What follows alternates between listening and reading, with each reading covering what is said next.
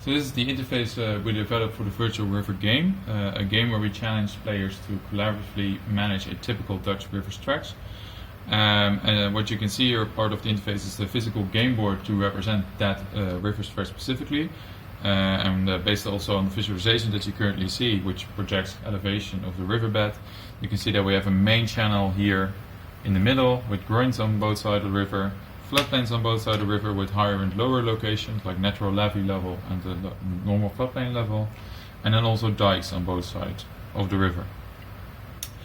Well, and the interface features basically a bidirectional link between that physical game board and computer models. And by bidirectional, we mean that the changes on the game board serve as actual input for the computer models, and the output of the computer models are visualized back on the game board.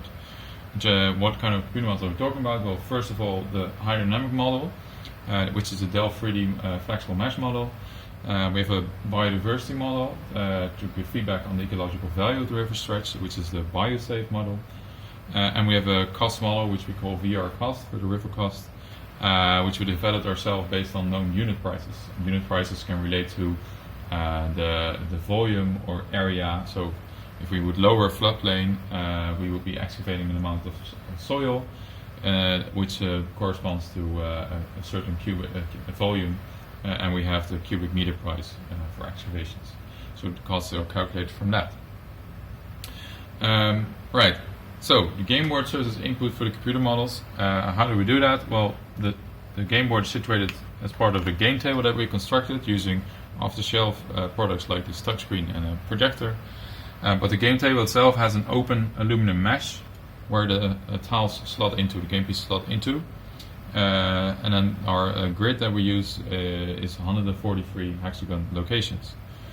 Underneath the board there's a webcam which looks basically up, and as the underside of the tiles are left visible to the webcam, taking a picture basically enables us to process the game board to a digital version of it, storing for each tile the land use and elevation. How do we do the combination of the two? Well, we actually have modular game pieces. Elevation, in this case we have natural levee level, which is yellow on the outside, just for players to recognize which elevation level it is, and red markers underneath. And we have blue markers for the land use with an icon on top to show it to players. And the combination is what is turned digital and stored.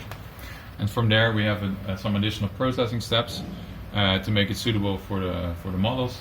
I'm not really going to go in depth on all of the steps, but just for example for the Delft 3D flexible mesh hydrodynamic model, we're currently actually visualizing the elevation of the numerical grid, so the height of each grid cell in the hydrodynamic model.